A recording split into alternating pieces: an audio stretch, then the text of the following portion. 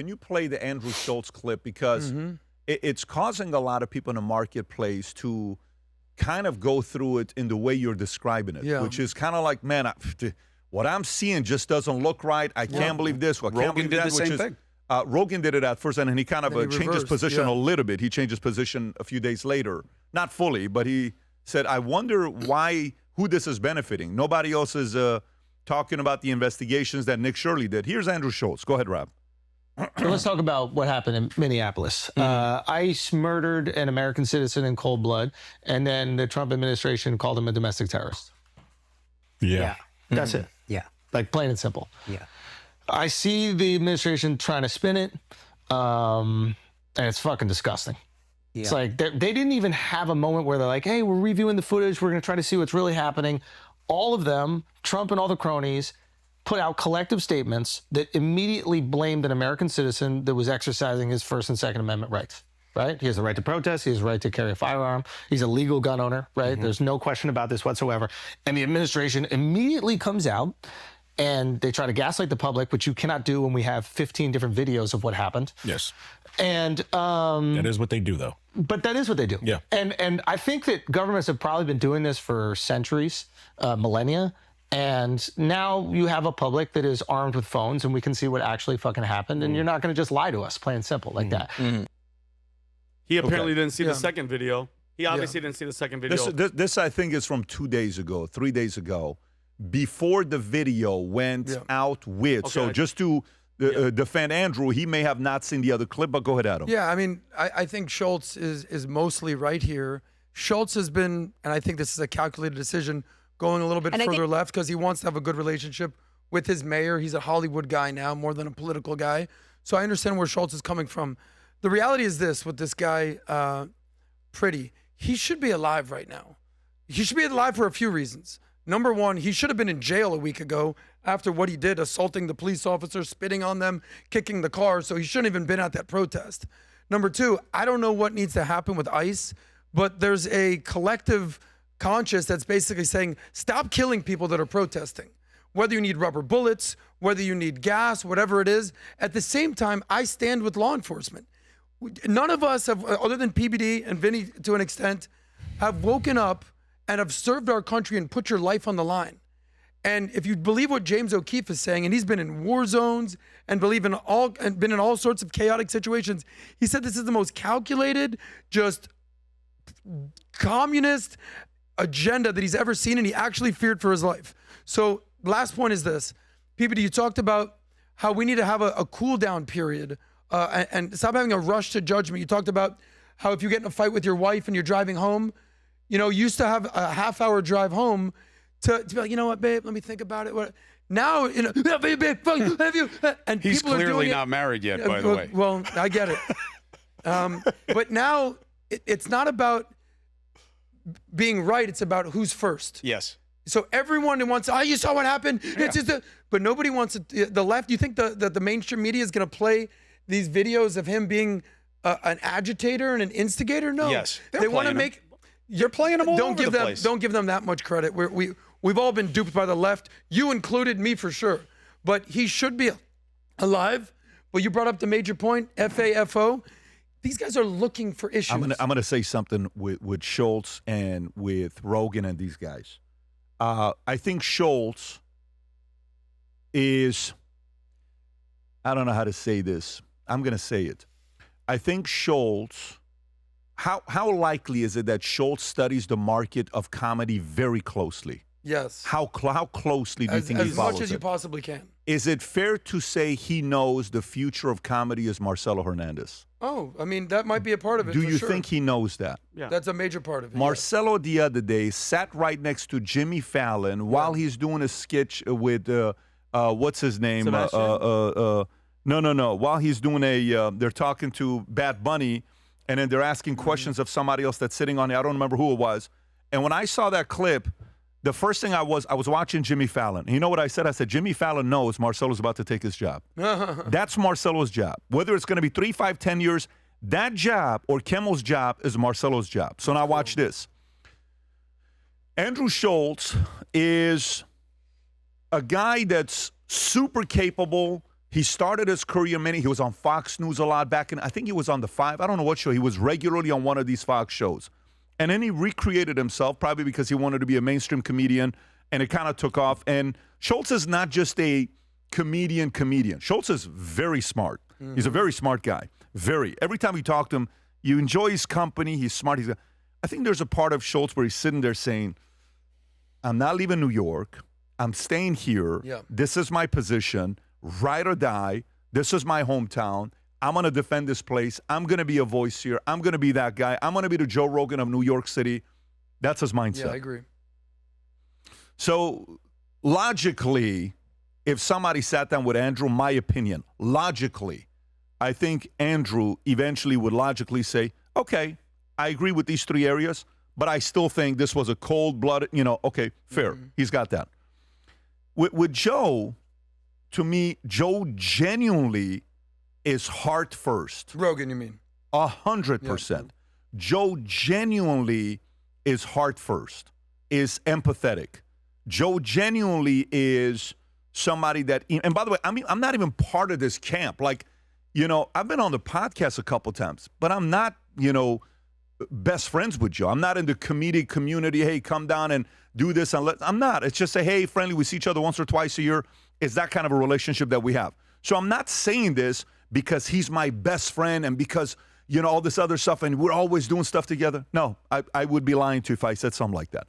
I genuinely believe this guy's got a big-ass heart and he leads with that. But the part that makes Joe so special is he starts with heart and then he says, fuck, dude, but what, I don't know. Maybe, I think that's what he goes through. So Schultz, I think Schultz is kind of wondering if getting too close to Trump is going to help him in his Hollywood career, doing movies, doing acting, having the show, because Schultz has the capability of also running one of those shows. One time I talked to Schultz, I said, hey, if you wanted to come down here, let's figure something out. I would make this entire place Schultz place because I think Schultz needs to have a late night. So I think Schultz is kind of going through there saying, do I want to be a political guy? No. Probably not. The F am I doing? Let me just go be the comedic guy and do movies and all. I think that's kind of where he's going. That's the choice. Question on Schultz? Yeah. And by the way, I don't think Joe cares to be in movies. No, I agree. Well, because Joe's already done that. Did you guys hear about what happened with Joe in the Grammy Award? Did you guys hear about the Grammy story? You guys didn't hear about what happened? Why he didn't get nominated? No. Rob, do you have this clip? Did you see this or no? Yes, I did. Watch this. Let him say it himself, Tom. And I'm so glad the 3 of you guys haven't seen it to react to it. You haven't seen it. This is phenomenal. Watch this. You mean the Globes? The golden, what's it? Golden Globes. Golden Globes. Yeah. What did I say? Did I say Grammys is for music. Guys, this tells you how much I follow this stuff. Golden Globes. Go ahead, Rob. Speaks on being snubbed at the Golden Globes after Amy Poehler won Podcast of the Year. This was the first year of this being a category. So here's the thing. Like, a lot of people say, why wasn't Joe Rogan nominated for the Golden Globes? And like, why did Amy Poehler win? I didn't submit. They asked me to submit to be nominated for the Golden Globes, and you had to pay $500. And the $500 is like for paperwork or whatever. I said, no. I go, I don't care. I already won. Like, you can't tell me I didn't win. I've been #1 for 6 years in a row. All of a sudden, you're going to have a contest in front of all these people wearing tuxedos, and you're going to say, now I'm not #1? Like, f*** off. Joe Rogan speaks on... I love that. Yeah. So that's why he wasn't nominated. They actually approached him and did he also the 500. probably knew he wasn't going to win. I wish... What do you mean he's probably... Do you think Amy Poehler legitimately has a bigger, better podcast I think than Joe Rogan? Come on, Cuomo. That's not the question. But that's, of course, the question. It's about who's voting. They weren't going to let him Touché. win. They don't like his politics, and they don't like how all over the place he is. I wish Scott Galloway had his platform. I think the problem with Schultz, the problem with Rogan, when they get into these kinds of waters, is they're not built for this, okay? Scott Galloway is built for this. He's educated in a way. He's thought about things. He's experientially there. He has an understanding of philosophy and politics and history. Who you get your opinions from matters. Now, I'm not saying you don't have the right Chris, to do it. That's an elitist opinion right there. Listen, buddy. It's an elitist opinion, but I have the choice to want to lead sources. Well, for sure you do. What I'm saying is I respect his success. The people have spoken. Joe Rogan is the #1 podcast. There's no way you can look at it where it isn't. But I also think it speaks to where we are as a culture. Well, you said when you say built for this, what is this? The reason that Joe Rogan is going to, the generous way to say it is start heart and then go head, is that he's negotiating the space the way most of us are. that's not usually who leads. Who leads in thought making, what we used to call the cognoscenti, right? That was an elitist word right there. But look, only Tom understood that word. It's elitist in terms of what you see as elite. I think that, why do I listen to Scott Galloway? Because I think he's an idiot who has hot takes? No, I respect his experience. Why do I come with you guys? I respect the basis of your opinions. I love the success that you guys have built. I love what you're about. I love the consistency. I respect it. Is that elitist of me? No, it's I expect and respect quality. The reason Rogan is all over the place is because this is kind of new to him, of people listening to his ideas about things and him needing to have takes on things. What's his great asset? He gets the best people to go on that podcast and he has open-ended conversations with them. That's what he does well. These other guys who are trying to get into the opinion business, not all opinions have the same value. But have you heard his, like, I have to push back, because if you've heard his stand-up, from regardless of the career, it's from Fear Factor to everything. Right. If you listen to the stand-up, it's smart. It's not just I'm not saying he's not smart. No. And I'm saying, though, and then with the I have to push back, because if you've listened to these conversations that he's had with scientists and, NASA astronauts, Elon Musk and everything, the questions and the pushback, I'm not saying you're saying he's dumb, but there's a reason he's number one, is because of the conversations and the questions. And it's not like he sat there and he wrote the questions down. This is off-the-cuff conversations where even he's thinking, and if you've gone into, like, he goes down these rabbit holes, and it's not I'm high and I went down this rabbit hole. Sometimes it's that. But Chris, when's the last time you heard an entire podcast of Joe Rogan? Me? Like the whole, be honest. Absolutely never. Okay, so you're going to sit here and say that he's that guy, and you haven't done any actual research. You're watching clips that they put on. That isn't even close to accurate. What do you mean? What you just said is stupid, Vinny. How do you figure? Okay? The idea that I haven't watched an entire podcast start to finish means that I don't have any research basis for my understanding of Joe Rogan. So how do you do the research? You watch clips on X? Yeah, clips, like 1,000. I've listened to his podcast so often, and I've read and seen.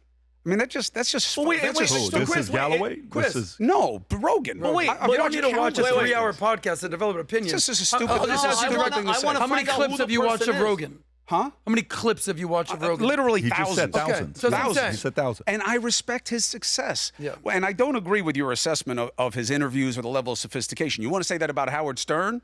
I'm with you. You want to say that about a Galloway?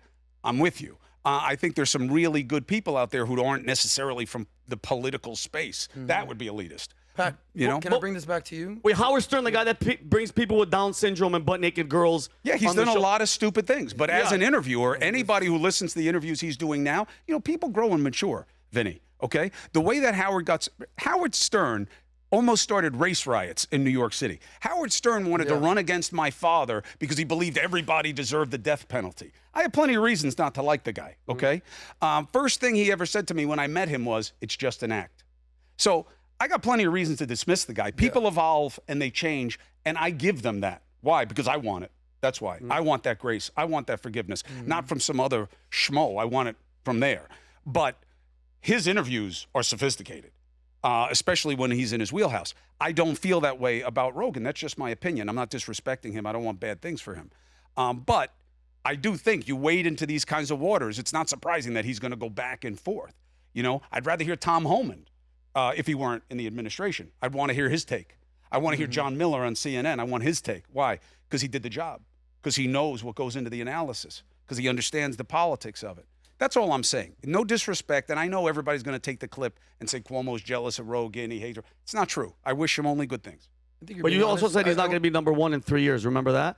Do you want to put a bet on that? You said that a year ago, that he's not going to be the number one podcast. I will. In fact, he almost lost it last year. But I'm saying in 3 years. So wait, when did you say this quote? I don't think Rogan will be number one in 3 years. There are too many other voices coming into the space. You want to make a bet? But you said that statement a year ago, so we have 2 years left. I'm here. I'll bet you $500 he's going to be number one.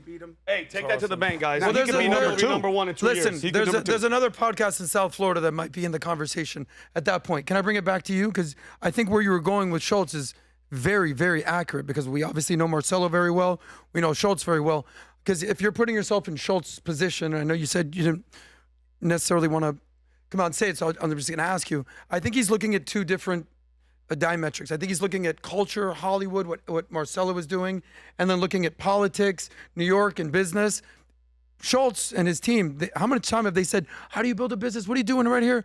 At what point is he going to see the taxes in New York and say, even though I'm trying to play this game, he loves his dad. It's going to be too much. No, Andrew loves his dad. When you have a man who was raised by an incredible family, have you ever heard how he talks about his mom and dad? Yeah, the ballroom dancers. And he gets emotional talking about his parents. When you have incredible parents, loyalty goes higher. When you have incredible parents, loyalty goes higher. To want to make them proud goes higher. To want to make them happy goes higher. And if his parents are pro-New York, this is where we are, we got to make it work, he's probably going to do that. Does that mean long-term he's not going to move and go to Florida, something like that? He may do that. I think he's going to stay in New York. I think he wants to be the king of New York. You said that earlier. I think he does. I think he does, but I also think Marcelo Hernandez comes into play here. I really believe that. What? For those that don't know Marcelo, why do you make that if Marcelo point? is, like, I wish I knew Vinny at 23.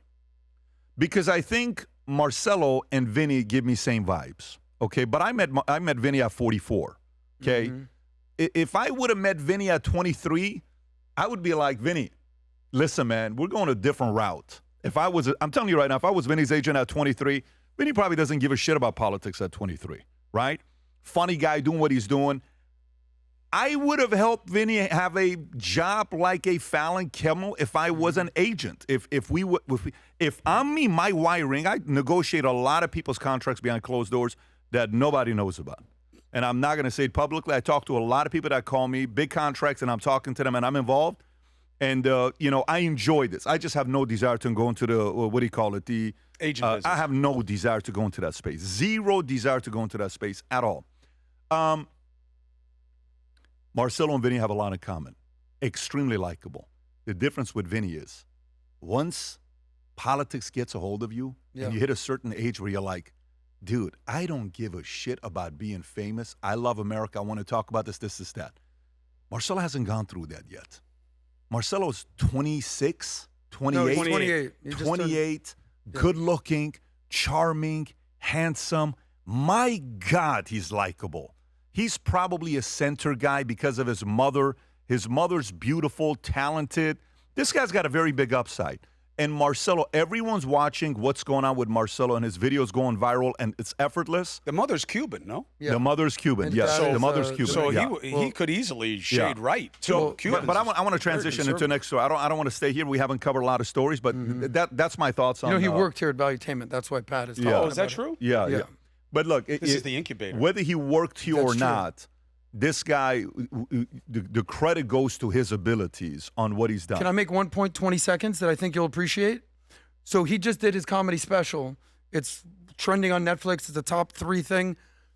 I went to the show, multiple shows. We're backstage. We're hanging out. His family. He's a very good friend of mine. I met him when he was 19. It was right after Charlie Kirk got killed.